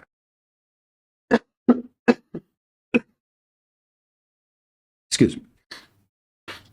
पर इसका मतलब ये नहीं है यही एडजस्टमेंट्स है, इसके अलावा और ढेर सारे एडजस्टमेंट्स दूसरे भी हो सकते हैं। हमने अभी जो कवर कर लिया उसके बाद जो बच रहे हैं उसके अंतर्गत let's talk about intercompany transfers. तो मैं आपको सीधे उठा के लेके आ जाता हूँ इंटरकंपनी ट्रांसफर्स में, इससे आपको ये भी अप्रोच समझ में आएगी। अपन अगर आप अपने स्टूडेंट ऑलरेडी क्लास में पढ़ चुके हो आप, तो आपको ये समझ में आ जाएगा अपन कैसे जो पढ़ा था उसको रिवाइज हो जाएगा। और अगर आपने कभी नहीं पढ़ा है हमसे तो एक अप्रोच समझ में आ जाएगी। अभी मतलब अप्रोच समझने का नहीं, आपने कहीं से भी पढ़ा, आप ये बेसिक समझ लो कि मैं मोस्ट कॉमन एडजस्टमेंट को हैंडल कैसे करना। इंटरकंपनी ट्रांसफर का मतलब होता है कि होल्डिंग ने सब्सिडरी को या फिर सब्सिडरी ने होल्डिंग को गुड्स बेचे। कब? होल्डिंग सब्सिडरी रिलेशनशिप आने के बाद। तो मेरे इस पिछले एग्जाम्पल में 1 अक्टूबर के बाद होल्डिंग ने सब्सिडरी या सब्सिडरी ने होल्डिंग को कोई माल बेचा। अब आप एक चीज समझो कि बाबूजी ने कोई माल बच्चे को बेचा 100 का 105 में। बाबूजी सोच रहे हैं कि उसने 105 रुपए बाबूजी ने कमा लिए, बट फैक्ट तो ये है कि कमाया तो क्या कमाया, घर वाले से कमाया। हाँ, बच्चे ने अगर उसी चीज को 106 में मार्केट में बेच दिया तो फिर हम बोल सकते हैं कि चलो बाबूजी ने अपने 5 जो बच्चे से कमाए थे अब वो खुश है, क्योंकि बच्चे ने भी उसको आगे मार्केट में बेच के 106 में बेचा, तो बच्चे ने भी मार्केट में क्या किया, उससे पैसे रिकवर कर लिए। टोटल ग्रुप ने 6 रुपए कमाए, 5 बाबूजी ने और 1 बच्चे ने, 5 पेरेंट 1 सब्सिडी। पर अगर ये सब्सिडरी के पास ही रखा हुआ है अभी तक, तो कंसोलिडेशन कहता है कि यार अभी ये ग्रुप ने प्रॉफिट कमाया नहीं, और अगर हम इसे प्रॉफिट बुक करने की परमिशन कंसोलिडेटेड फाइनेंशियल स्टेटमेंट में देंगे तो इससे रिस्क है कि आप बेवजह प्रॉफिट बढ़ाने के चक्कर में विद इन द ग्रुप ही क्या करोगे, माल ज्यादा पे बेच दोगे, फिर हो सकता है वापस रिटर्न कर दो। तो इसके लिए जब तक ग्रुप के बाहर वो गुड्स नहीं जाएंगे तब तक आप profit book consolidated financial statement में नहीं करेंगे, भले ही सेपरेट में बुक कर लो, क्योंकि कंसोलिडेशन सेपरेट से बनता है, इसलिए सेपरेट फाइनेंशियल स्टेटमेंट में ऑलरेडी प्रॉफिट बुक कर चुके हैं। सिर्फ एक लाइन में ये पूरा एडजस्टमेंट समझ जाइएगा। अगर क्वेश्चन में बोला है कि डाउनस्ट्रीम होल्डिंग टू सब्सिडरी या upstream subsidiary to parent, goods sale किए गए हैं जो बैलेंस शीट डेट पर अनसोल्ड है, तो बोलते हैं बैलेंस शीट डेट पर उसमें से कुछ भी अनसोल्ड नहीं है तो एडजस्टमेंट मत करना। आधे अनसोल्ड है तो जो आधे अनसोल्ड है उतने पे ही करना। 25% अनसोल्ड है तो वो 25% जो अनसोल्ड है उतने पे ही करना। क्या उस पर जो सेलर ने प्रॉफिट कमाया है वो सेलर के प्रॉफिट से कम कर दो, और सेम उस अमाउंट से आपका असेट बैलेंस शीट से कम कर दो, फिनिश। ये भूल जाओ कि अपस्ट्रीम डाउनस्ट्रीम है, बस सेलर कौन है और कितना प्रॉफिट उसने, अनरियलाइज्ड प्रॉफिट उसने अपनी बुक्स में बुक कर रखा है। तो समझो बाबूजी ने 100 की चीज 105 में बच्चे को बेची, 100 यूनिट 100 रुपए के 105 में बेचे। बच्चे ने उसमें से let's say for example 80 units आगे मार्केट में 84, 85, 86 जितने पे बेचना है बेच दिए। 20 यूनिट अभी भी उसके पास बचे हुए हैं जो उसने 21 रुपीज पे खरीदे थे। किससे? बाबूजी से। बाबूजी ने कितने में खरीदे थे? 20 रुपए। आप देखो बाबूजी ने कितना प्रॉफिट कमाया था? 5, पर अनरियलाइज सिर्फ कितना बचा? 1। तो आपको एडजस्टमेंट 1 का करना है। किससे करना है? सेलर कौन है? पेरेंट ने सब्सिडी को बेचा तो पेरेंट है, तो पेरेंट के प्रॉफिट 1 रुपीज से कम कर दो और बैलेंस शीट में स्टॉक 1 रुपीज से कम कर दो। तो स्टॉक किसका कम करे? दोबारा मत पूछने, कंसोलिडेटेड फाइनेंशियल स्टेटमेंट में असेट्स टोटल होते हैं, किसी एक के नहीं होते। तो खत्म हो गया, कुछ नहीं करना है, इतना सिंपल है। अपस्ट्रीम डाउनस्ट्रीम ये सब बस बातें। हाँ, अगर कभी कहीं लॉस का केस आ जाए तो ये सेम ट्रीटमेंट होगा, बस प्रॉफिट जैसे अपन कम कर रहे हैं वैसे ही लॉस एड बैक हो जाएगा, प्रोवाइडेड गुड्स की मार्केट वैल्यू डिक्लाइन नहीं हुई है। अगर वो डिक्लाइन हुई है तो फिर लॉस जो बुक हुआ है वो बुक रहने देंगे, एडजस्ट नहीं करेंगे। ये हो गया प्रॉफिट और लॉस अपस्ट्रीम और डाउनस्ट्रीम। अब इसमें एक स्पेशल एडजस्टमेंट आता है। कभी हमने जो बेचा वो गुड्स था लेकिन खरीदने वाले के लिए वो पीपी हो गया। जैसे टाटा मोटर्स सब्सिडरी ने कार अपनी पेरेंट कंपनी टाटा सन्स को बेची, टाटा मोटर्स ने उसे सेल बुक किया होगा पर टाटा सन्स ने उसे परचेज बुक नहीं किया होगा, पीपी बुक किया होगा। और इस कारण से साल के अंत में हो सकता है वो पीपी उनकी बुक्स में आ भी रही होगी। तो हमने जो बेचा वो उनकी बुक्स में आ रहा है, यानी अनरियलाइज प्रॉफिट तो है क्योंकि मार्केट में गया नहीं है। तो अब इसका क्या करें? यहाँ ट्रीटमेंट थोड़ा सा अलग है और बहुत ही सिंपल है, वापस से एक लाइन में सुन। ग्रुप की कॉस्ट निकालना। ग्रुप का मतलब टाटा मोटर टाटा सन्स अलग नहीं है, तो टाटा मोटर की कॉस्ट ऑफ कार क्या थी? लेट्स से टाटा मोटर की कॉस्ट ऑफ प्रोडक्शन 10 लाख थी और उसने 15 लाख में सेल किया, तो ग्रुप की कॉस्ट ऑफ प्रोडक्शन क्या है? 10 लाख। उस पर डिप्रिसिएशन जो ग्रुप लगा रहा है वो लगा दो उसे 10%। तो ग्रुप की कॉस्ट के हिसाब से आज ये असेट कितने पे आना चाहिए था बुक्स में? 9 लाख पर। तो वर्किंग नोट में सबसे पहला स्टेप होगा calculate the depreciated carrying amount using the group cost. I repeat, depreciated carrying amount using the group cost and compare it with the carrying amount which is shown currently in the books of the buyer. तो Tata sons की books में 15 lakh minus 1 lakh 50 डिप्री लग के 1350 पे आ रहा हूँ। तो आप देखिए 10 की चीज आपने बेची 15 पे, 15 पे उसने डिप्री लगाया 1.5, उसकी बुक्स में आ रहा है 13.5। अब आपको ये सोचना है कि अगर मैं डिप्रिशिएट करता 10% से तो कितने पे आता? 9 आ कितने पे रहा है? 13.5। कितने से कम करना है असेट? 4.5। ये निकाल लीजिए और ये 4.5 आप सेलर के प्रॉफिट से कम कर दो, खत्म। रूल हमेशा एक ही होता है, अनरियलाइज्ड है प्रॉफिट यानी कि ग्रुप के अंदर ही है वो असेट, तो कम कर दो प्रॉफिट सेलर के। बस फर्क ये है कि पूरा प्रॉफिट कम नहीं करते हैं, जितना अनरियलाइज्ड उतना कम करते हैं। गुड्स 100 बेचे, 80% मार्केट में बिक गए तो 20% ही प्रॉफिट अनरियलाइज्ड। इसी तरह से मैंने गुड्स बेचे और सामने वाले ने उसे एज अ पीपी यूज किया और उसे 15% डिप्रिशिएट कर दिया, तो हम मानेंगे जो 15% डिप्रिशिएट किया या 10% डिप्रिशिएट कर दिया तो हम मानेंगे कि जो बचा हुआ 90% है वही अनरियलाइज्ड है। इसीलिए आप देखो इसने प्रॉफिट 5 कमाया पर माइनस कितना हुआ? 4.5। कंसेप्ट छोड़ो, अभी सिर्फ मुद्दे की बात समझो। क्या करना है वापस से सुन लो। ग्रुप की कॉस्ट को यूज करके कैरिंग अमाउंट निकालो आफ्टर चार्जिंग डिप्री, कंपेयर करो उसका कैरिंग अमाउंट बायर के बुक्स में क्या आ रहा है, जो दोनों का डिफरेंस है वो सेलर का प्रॉफिट है उससे कम कर दो। ये इंटरकंपनी ट्रांसफर का एडजस्टमेंट है कंसोलिडेटेड बैलेंस शीट में, और कुछ भी नहीं। इसके अलावा एक एडजस्टमेंट आता है जो P&L में आप करोगे वो ठीक है, अभी उससे बहुत ज्यादा इंपॉर्टेंट नहीं है, क्रिटिकल नहीं है वो, ऐसे भी वो मोस्ट अनकॉमन एडजस्टमेंट है। इसके अलावा एक आता है इंटरकंपनी डेट का एडजस्टमेंट। इंटरकंपनी डेट का मतलब होता है कि ए को बी से कुछ पैसे लेने देने, तो दैट इज इंटरकंपनी डेट। इस केस में करना क्या है हमको? बहुत ही सिंपल है। इसमें क्या मत कर देना ये ध्यान रखना। जैसे क्वेश्चन आता है कि बैलेंस शीट दी हुई है आपको पेरेंट लिमिटेड सब्सिडरी लिमिटेड, और बोल रहे हैं पेरेंट लिमिटेड को 1 लाख रुपए लेना है सब्सिडरी लिमिटेड से, तो इसकी बुक्स में ट्रेड रिसीवेबल, इसकी बुक्स में ट्रेड पेबल 1-1 लाख दिख रहा है। सबसे पहली चीज ध्यान रखना कि इसका आपके पीसी या नेट आइडेंटिफाइबल एसेट पे कोई इंपैक्ट नहीं आएगा, यानी कि जो सब्सिडरी की बुक्स में 1 लाख पेबल दिख रहा है, अगर नेट आइडेंटिफाइबल एसेट निकालना है आपको एसेट लाइबिलिटी साइड से तो बकायदा माइनस करना है, यानी इसे एक नॉर्मल एसेट लाइबिलिटी मानना। पूरा क्वेश्चन सॉल्व कर देना और बस आखिरी में इसके 1 मार्क लपेट लेना। कैसे? जो भी इंटर कंपनी डेटा है उसे डिस्काउंट ऑफसेट कर देना। कोई पीसी पे इंपैक्ट नहीं, गुडविल पे नहीं, कहीं पर कोई इंपैक्ट नहीं, सिर्फ लास्ट स्टेज पे डिस्काउंट कर देना। यानी कि आप असेट्स कम कर दीजिएगा 1 लाख से, लाइबिलिटी कम कर दीजिए। कई बार इंस्टीट्यूट क्वेश्चन देने में ऐसी भी गड़बड़ कर देता है कि वो बोल देता है कि भैया इसको 1 लाख रुपए देने और उसको इससे क्या करना है, 1 लाख रुपए लेना है। हमने बोला ठीक है भैया, 1 लाख सेट ऑफ कर दिए। अब उसमें वो कई बार एडजस्टमेंट देने के चक्कर में ऐसे एडजस्टमेंट दे देते हैं कि मैं बोल रहा हूँ कि मुझे 1 लाख रुपए आपसे लेने हैं, पर आप बोल रहे हो नहीं मुझे तो 90,000 ही देने। तो ऐसे केस में फिर आप गड़बड़ नहीं है, ये एक एडजस्टमेंट है। आपको अज्यूम करना पड़ेगा इस पर्टिकुलर केस में कि सामने वाली पार्टी ने 10,000 रुपए का चेक भेज दिया होगा, वो इन ट्रांजिट रहा होगा, इसलिए रिकंसिलिएशन डिफरेंस है। तो अब आप ऐसे केस में क्या करना, मुझे आपसे 1 लाख लेने हैं, कट। आप बोल रहे हो आपको मुझे 90 देने हैं, कट। क्यों 10 कम देने हैं? क्योंकि आपका 10 का कैश इन ट्रांजिट है, तो आपने कैश कम कर रखी होगी 10 से, तो वो मुझे मिलेगी तो मेरी कैश बढ़ जाएगी, तो अल्टीमेटली ग्रुप में तो कैश बढ़ेगी। तो आप कैश इन ट्रांजिट 10,000 रुपए से ग्रुप की बढ़ा दीजिए। ये वो बचपन वाले रिकंसिलिएशन के एडजस्टमेंट है। इसमें बढ़िया एडजस्टमेंट जो आता है वो आता है बेसिकली आपका बिल रिसीवेबल पेबल का। उसमें सिंपल ध्यान रखना, कोई बिल रिसीवेबल पेबल है तो जितना बुक्स में इंटर कंपनी बिल्स पेबल आ रहा है उसे कट करना, जितना कंपनी बुक्स में बिल रिसीवेबल इंटर कंपनी आ रहा है उतना कट करना। पर अगर कोई बिल्स रिसीवेबल पेबल में सब्सिडरी ने पेरेंट को कोई बिल एक्सेप्ट करके दिया और पेरेंट ने उसे डिस्काउंट करा लिया, तो फिर ये विद इन द ग्रुप नहीं बचा, अब ये लाइबिलिटी आपकी थर्ड पार्टी की हो गई है, तो इसे कट नहीं करना, ये आपको बिल्स पेबल शो करना पड़ेगा। एनीवेज, तो आप देखिए मोस्ट कॉमन एडजस्टमेंट में इंटर कंपनी ट्रांसफर हो गया आपका और इंटर कंपनी डेट हो गया। ये 5 एडजस्टमेंट्स अगर आपने सही हैंडल कर लिए दोस्तों, तो मेजॉरिटी केस में आप समझ लो कि आपके क्वेश्चन में कुछ और आना नहीं है इसके। हाँ, इसके अलावा बस एक एनसीआई हो सकता है कभी फेयर वैल्यू पे आ जाए, तो इसके लिए मैं आपको एक बात बता देता हूँ। अगर क्वेश्चन कहता है कि एनसीआई फेयर वैल्यू पे लेना है तो बड़े आसान है, क्या प्रॉब्लम है, ले लो। फेयर वैल्यू लेते समय ध्यान क्या रखना है ये सुन लो। जब आप एनसीआई को फेयर वैल्यू पे लेंगे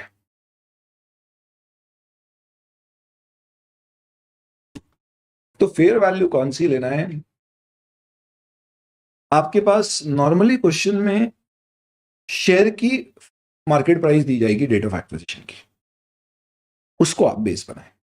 कई बार ऐसा हो सकता है क्वेश्चन में 2 मार्केट प्राइस दी जाए। 1 अक्टूबर 2001 को राम लिमिटेड ने कृष्ण लिमिटेड 60% शेयर खरीदा एट द रेट ऑफ 300 पर शेयर। जिस दिन उसकी मार्केट प्राइस चल रही थी 250 per share. NCI is to be valued at fair value.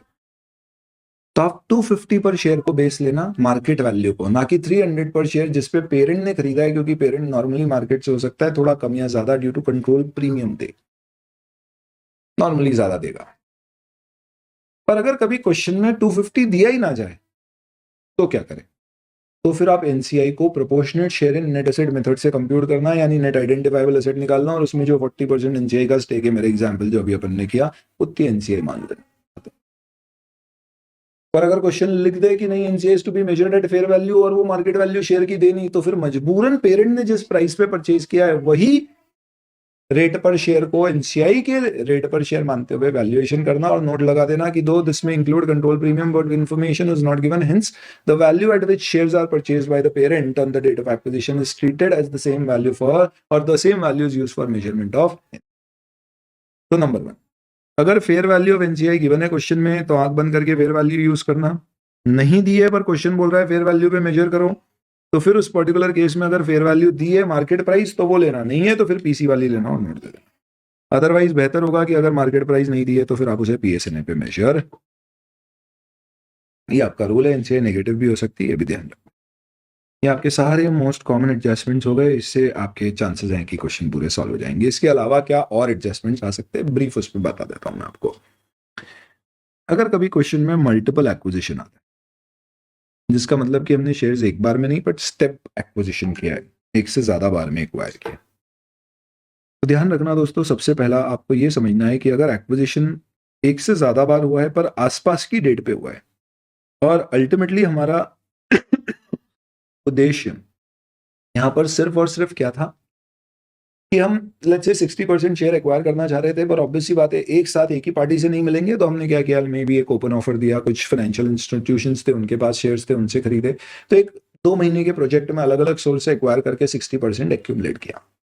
But this is all part of single strategy, तो फिर इसे स्टेप एक्विजिशन नहीं मानते। इसमें जिस दिन आपके 60% पूरे एक्वायर हो गए, अब मान लो कि वो सब एक साथ उसी दिन एक्वायर हुए हैं, भले ही 2 महीने में एक्वायर हुए, या जिस दिन आप यूं समझ लीजिए कि आपका कंट्रोल आ गया, उस दिन आप मान लीजिए कि ये सारे एक साथ एक्वायर। पर ऐसा नहीं है कि हमने एक प्लान में 60% एक्वायर किया था। हमने प्लान किया था कि हम धीरे धीरे ऐसे अपना बनाएंगे, पर आज मैंने 10% एक्वायर किया, फिर 6 महीने बाद 25%, फिर उसके बाद में 30%, और फिर मेरा कंट्रोल आया। तो ऐसे केस में स्टेप एक्विजिशन अकाउंटिंग लगेगी, जिसमें क्या कहते हैं कि जिस दिन आपका कंट्रोल आया, उस दिन जो आपने शेयर एक्वायर किए, वो जो पैसे आपने उसके दिए वो, प्लस अभी तक जो आपके सारे शेयर्स पड़े हुए थे उन सब की आज जो फेयर वैल्यू है, वो फेयर वैल्यू यानी उन शेयर की मार्केट प्राइस के बेसिस पे, नहीं दी हुई है तो फिर सेम प्राइस बेस लेना पड़ती है, उसके बेसिस पे आप पीसी निकालोगे। तो पहले मैंने 10% शेयर एक्वायर किए थे, लेट्स से ये एक्वायर किए थे मैंने at the rate of 10 rupees. फिर मैंने 45% शेयर एक्वायर किए तो मेरा कंट्रोल आ गया, और ये 45% शेयर मैंने एक्वायर किए कितने पे एक्वायर किए, लेट्स से फॉर एग्जांपल ये एक्वायर किए मैंने 70 रुपीज पे। तो ये 70 और ये 10 रुपए पे एक्वायर किए थे, तो 70 प्लस 10 पीसी नहीं होगा 80। इस 10 की आज क्या फेयर वैल्यू है वो निकालना पड़ेगा। सपोज इसकी फेयर वैल्यू 15 आती है, तो मैंने इसके लिए दिए 70 और उसकी फेयर वैल्यू आ रही है 15, तो ये 70 प्लस 15 85 पीसी होगा 85। तो जो प्रीवियस 10 है उसको मैं 15 पे रिवैल्यू करूंगा तो गेन होएगा, ये गेन पीओरएल में। हो सकता है आपने पहले 25% एक्वायर किया और अब 45 कर रहे हो, तो ये पहले अकाउंट फॉर हो रही होगी एज ए जेवी एसोसिएट, और अब ये हो गई है आपकी सब्सिडरी। तो भी आपका पीसी जब वो सब्सिडरी बनी है तो 45 के लिए जो पैसा आपने दिया प्लस फेयर वैल्यू ऑफ जो 25% on date of acquisition of 45%, ये पीसी होगा। फर्क सिर्फ इतना होगा कि वो फेयर वैल्यू और जो कैरिंग अमाउंट 25% का डिफरेंस आ रहा है उसकी अकाउंटिंग कैसी होगी, वो डी रिकॉग्निशन ऑफ एसोसिएट जेवी माना जाए। हालांकि इसमें एक बात ध्यान रखना कि अगर आपके पास ऑलरेडी 60% है यानी कंट्रोल है, फिर आप स्टेक और बढ़ा रहे हो, तो ये स्टेप एक्विजिशन नहीं कहलाता।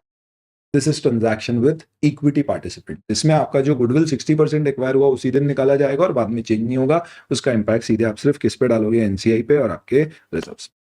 So I'm not getting into these details of the less common adjustment because then will be consolidation का almost काफी कुछ रिवाइज करने जैसा हो जाएगा। वो ऑब्जेक्टिव नहीं है इस वीडियो का। मोस्ट कॉमन एडजस्टमेंट से कंसोलिडेशन हैंडल कर। ये जो एक क्वेश्चन मैंने कराया, एक बार ये खुद पूरा सा क्वेश्चन लगा लेना, क्योंकि इसमें डिविडेंड का सबसे क्रिटिकल और टेक्निकल एडजस्टमेंट है जिसमें गड़बड़ होती है, और मीडिया एक्विजिशन मैंने चुन के क्वेश्चन ढूंढा है, वो आप अच्छे से हैंडल कर लोगे, you will be more than happy with it. चलिए, इसके बाद कभी क्वेश्चन में मल्टीपल सब्सिडरीज आ जाए, एक से ज्यादा। रेगुलर बैचों में ऐसा करते हैं कि जो क्वेश्चन नहीं हुए एग्जाम में नहीं आए वो भी अपन क्लास में करते हैं। उनमें से एक है मल्टीपल सब्सिडरी, जो कभी नहीं आया था बट देन सडनली फिर पूछा गया बीच में। तो मल्टीपल सब्सिडरीज वाले क्वेश्चन में क्या होता है, सब कुछ वैसा ही है जैसा सब्सिडरी सिंगल में होता है। फर्क सिर्फ इतना होता है कि आपको इंफॉर्मेशन देंगे एक पेरेंट और 2 सब्सिडरी, उसी पेरेंट ने दोनों सब्सिडरी के शेयर खरीद रखे। ऐसी सिचुएशन में आपने कुछ नहीं करना है, सेम एडजस्टमेंट दोनों के लिए लगाने, यानी आप सारे कैलकुलेशन 2 कॉलम में बना के कर देना, जरा भी घबराना। सिर्फ एक चीज का ख्याल इसमें रखना कि इंटर कंपनी डेट में आप पेरेंट सब्सिडरी 1 और सब्सिडरी 2 इन तीनों में से किसी के भी बीच की इंटर कंपनी डेट हो सब उड़ा देना, ऑफसेट कर देना। किसी के बीच के भी इंटर कंपनी ट्रांसफर्स के अनरियलाइज्ड प्रॉफिट है सब हटा देना। यानी पेरेंट ने सब्सिडरी 1 को बेचा, या सब्सिडरी 1 ने 2 को बेचा, या 2 ने 1 को बेचा, या 2 ने पेरेंट को बेचा। सब केस में आप एक ही लॉजिक लगाना कि क्या ग्रुप से बाहर गया है माल, नहीं गया तो कितना अनरियलाइज्ड प्रॉफिट है और किसने कमाया, वो जो सेलर कंपनी है उसके प्रॉफिट कम। बाकी कोई चिंता मत करो। हाँ, हो सकता है कि इसमें चेन होल्डिंग्स क्रिएट हो जाए, जैसे कि ए लिमिटेड की सब्सिडरी है बी लिमिटेड और बी लिमिटेड की सब्सिडरी है सी। मेरी सब्सिडरी की सब्सिडरी मेरी सब्सिडरी भी मानी जाती है, chain subsidiary is my subsidiary. तो ऐसे केस में ए को किससे कंसोलिडेट करना होता है, बी और सी दोनों से। So you will have to consolidate with both, with B also and with C also. इस पर्टिकुलर क्वेश्चन में सिर्फ 2 एडजस्टमेंट ध्यान रखना, उससे तुम्हारा पूरा चेन होल्डिंग सॉल्व हो जाएगा। इन 2 के अलावा कोई तीसरा एडजस्टमेंट करने की जरूरत नहीं है। सुपर निंजा टेक्निक है ये, समझ लो आप। चेन होल्डिंग्स के केस में एकदम श्योर शॉर्ट टेक्निक दे रहा हूं मैं। ए का बी में 80% है, बी का सी में 80% स्टेक है। 2 चीजें करना। सबसे पहली, ए का स्टेक बी में 80 है, सी में 64 हो जाएगा। इसे बोलते हैं इफेक्टिव होल्डिंग परसेंटेज। सी अगर 100 रुपए कमाएगा तो बी को कितने मिलेंगे डिविडेंड बांटने पे 80, और ए को कितना मिलेगा उसका 80%, इसका मतलब 64। तो सबसे पहले आप इसमें इफेक्टिव होल्डिंग परसेंटेज निकालोगे। तो ए का होल्डिंग परसेंटेज और यहां पे इफेक्टिव होल्डिंग परसेंटेज आ जाएगा, बचा हुआ एनसीआई हो जाएगा। तो एनसीआई बी की होगी 20% और सी की कहलाएगी 36%। ये आपका पहला एडजस्टमेंट है। पहले ये निकाल दे, दूसरा सुनना, बस खत्म हो जाएगा इससे, तुम्हारा पूरा क्वेश्चन ही सॉल्व हो जाएगा चेन होल्डिंग का। अनलेस उसमें कोई एडजस्टमेंट हो कि अलग अलग डेट पे एक्विजिशन हुआ और वो सब। अब मुझे बताओ कि मैं तुम्हें बोलता हूँ तुम्हारी दो सब्सिडरी, एक बी और एक सी है, एक में तुम्हारा 64% है, एक में 80% है, कैसे करोगे कंसोलिडेट? बोलोगे कुछ भी नहीं है सर, बी की सारी नेट आइडेंटिफाइबल एसेट ले लेंगे, एनसीआई निकाल लेंगे, पीसी निकाल लेंगे, गुडविल निकाल लेंगे, कंसोलिडेट कर देंगे। सी में क्या करोगे? सेम करेंगे, बस परसेंटेज 64 ले लेंगे तो एनसीआई 36 हो जाएगी। बहुत बढ़िया। एक बस इसमें एक छोटा सा एडजस्टमेंट आपको करता है, और वो क्या है, यहां पर ये जो बी ने सी में पैसा लगाया है 5,000 रुपए,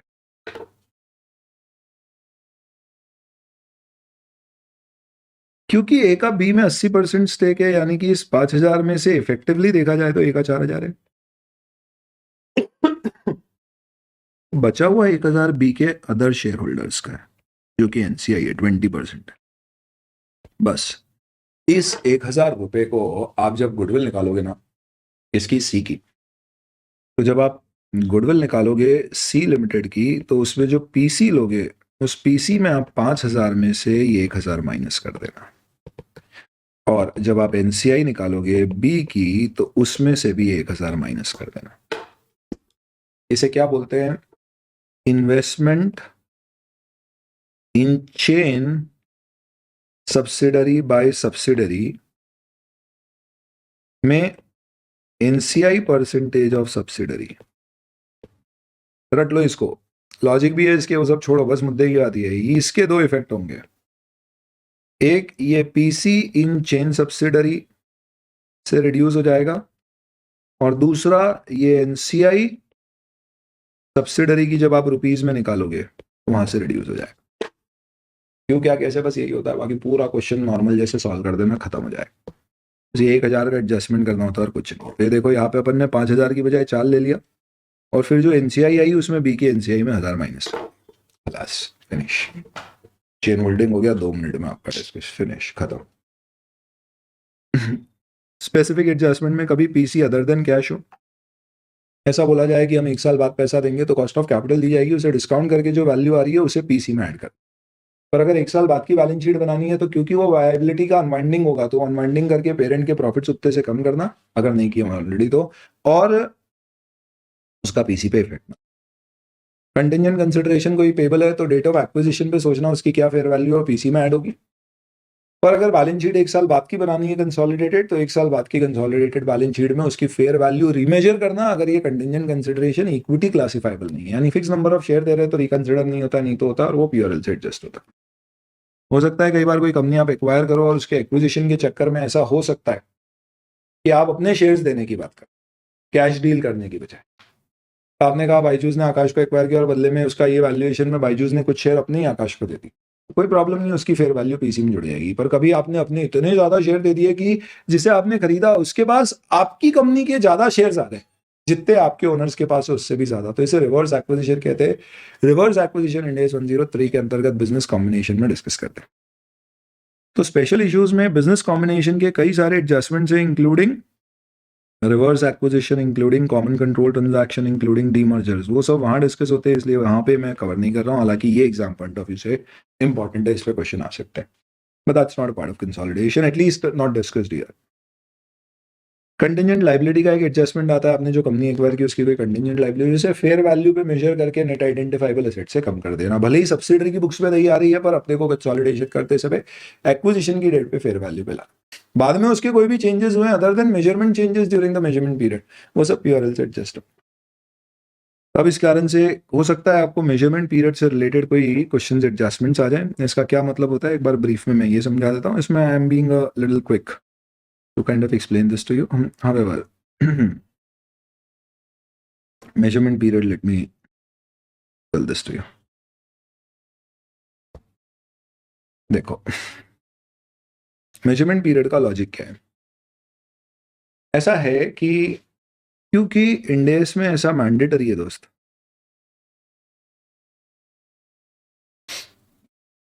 कि आप जब कोई सब्सिडरी एक्वायर कर रहे हो, कंट्रोल एक्वायर कर रहे हो किसी पे, तो आपको उसकी एसेट लायबिलिटी फेयर वैल्यू पे लेना है। अब आप समझो one company acquiring another company, suppose Reliance future group acquire कर लेता, उसकी इतनी सारी एसेट सबको फेयर वैल्यू पे लेना है, तो एक दिन में तो फेयर वैल्यूएशन होगा नहीं। तो एक साल का समय दिया गया कि आपकी डेट ऑफ एक्विजिशन सपोज 1 जनवरी 2022 है, लेट्स से 1 जनवरी 2018 है। तो आप एक काम करो, एक साल यानी 1 जनवरी 2019 तक 1 जनवरी 2018 को जो आपने एसेट लायबिलिटी ली है उसकी इस तारीख पे क्या वैल्यू है वो मेजर करवा लो। इसके लिए आपको कोई भी एक्सपर्ट वगैरह लगे उससे अपॉइंट करवा के मेजरमेंट कर लो। और सपोज 6 महीने, 8 महीने, 9 महीने, 12 महीने के अंदर ये वैल्यूएशन रिपोर्ट आती है और इससे वैल्यू जो आपने सोची थी वो कुछ और आती है, तो उन सबको आप ये मानना कि ये इसी डेट की वैल्यू है और अकॉर्डिंगली आपका गुडविल एडजस्ट करते हैं। तो हो सकता है कि सपोज 31 मार्च 2018 को आपने जब बैलेंस शीट बनाई तो आपने let's say for example assets के अंतर्गत कोई एक पर्टिकुलर पीपी को 50 लाख पे मेजर किया फेयर वैल्यू पे, और उस सब के बाद आपकी गुडविल से 10 लाख आई है। अब यहाँ पे वैल्यूएशन रिपोर्ट आपके पास आई नेक्स्ट ईयर में 2018-19, 18 खत्म हो गया, 18-19 के दौरान लेट्स से इन दिसंबर 18, जिसमें बोला कि नहीं यार पीपी जो है ना उसकी वैल्यू एक्चुअल में 50 लाख नहीं है, इट शुड बी लेट्स से 54 लाख। अब आपकी बैलेंस शीट तो 31 मार्च 18 की बन चुकी है, उसके बाद आपको पता पड़ा है। क्यों? क्योंकि समय लग गया एस्टिमेट करने में। तो इंडेस कहता है कि आप ये मानोगे कि डेट ऑफ एक्विजिशन पे इसकी वैल्यू 50 नहीं 54 थी। अगर 4 से बढ़ेगा तो ऑब्वियस सी बात है गुडविल उस पर्टिकुलर केस में लॉजिकली 6 लाख की आएगी, तो आप चेंज कर दो। आपकी 31 मार्च का आप रेट्रोस्पेक्टिवली चेंज कर दीजिए, गुडविल भी चेंज कर दो, कोई दिक्कत नहीं है। हो सकता है इससे जो डिप्री लगाया हो वो भी चेंज करना पड़े, वो भी चेंज कर दो। कैसे? रीस्टेट करके प्रीवियस ईयर की बैलेंस शीट आपकी जो आ रही है वो पूरी रीस्टेट हो जाए। यानी ये वैसा ट्रीटमेंट होगा जैसा अपन एरर्स में करते हैं, इसे एरर हालांकि नहीं मानेंगे, मेजरमेंट पीरियड चेंज। बस इसमें ये ध्यान रखना है दोस्तों कि हम ये सब जो कर रहे हैं ये क्यों कर रहे हैं, इसलिए नहीं क्योंकि ये 50 लाख की एसेट बाद में क्या हो गई, डिस्ट्रॉय हो गई, या बाद में मार्केट वैल्यू बढ़ गई तो इसकी कीमत कम ज्यादा हो गई ना। इसकी 1 जनवरी की कीमत निकालने में मुझे इतना समय लगे, बाद में कोई चेंज हुआ है तो वो तो सब्सिक्वेंट एडजस्ट होगा, उसको आप किसी भी केस में रेट्रोस्पेक्टिव विद रीस्टेटमेंट एडजस्ट नहीं करें। यानी ये सिर्फ एक समय दिया गया है कि इतने समय में आप वैल्यू निकाल सकते हो, इसे बोलते हैं मेजरमेंट पीरियड चेंजेस। 1 जनवरी 2019 के बाद अगर आपके पास वैल्यूएशन रिपोर्ट आ भी जाती है तो भी आप इसे फिर रेट्रोस्पेक्टिव एडजस्ट नहीं कर सकते, फिर आप इसे नॉर्मली रिवैल्यूएशन जैसा ट्रीट करके फॉर। तो इसको कैसे कंपेयर किया जाता है एरर से, एस्टिमेट से, ये वो डिस्कशन है, उसके लिए चार्ट है। बट ब्रीफ में मैंने आपको मेजरमेंट पीरियड क्या होता है ये आपको समझा दिया। एस्टिमेट चेंजेस के इम्पैक्ट क्या होते हैं वो सब्सिक्वेंट पीरियड में जाएंगे। एरर्स होती है तो वो हमेशा रीस्टेट होती है, भले ही वो 3 साल बाद डिटेक्ट हो, वो इंडेस रेट है आपका। ये मोस्ट कॉमन कंसोलिडेशन के एडजस्टमेंट्स कुछ मैंने आपके साथ डिस्कस कर लिए, जिसका बेसिक ऑब्जेक्टिव सिर्फ क्या था, आपको ये समझा देना कि कंसोलिडेशन में अगर आप सिर्फ इतनों पर फोकस करके 4-5 क्वेश्चन प्रैक्टिस कर सकते हो, और अगर समय मिले तो सिर्फ इतनी सी चीजें और, जिसके लिए फिर आप रिवीजन पावर वीडियोस ये देखो। फिर कंसोलिडेशन मोर और less, I am not saying 100% exam में सब्सिडरी वाला क्वेश्चन जो आएगा वो इसी में से आएगा, but there is a 90% plus probability की इतने से आपका काम। ऐसे ही कोई और आपको रिक्वायरमेंट है समझने की, सीखने की, तो you can definitely put it in the comment box, will be more than happy to share those particular videos as well with you. However, this was specifically asked by one of our students in the Telegram channel that they wanted some kind of an input like that. बहुत सारे students ने फिर request किया कि sir दे दो +1 तो finally that is why I prepared this particular video. Helpful रहा है नहीं बताइएगा, and that's about it with respect to a quick bite of discussion for making consolidation simplified.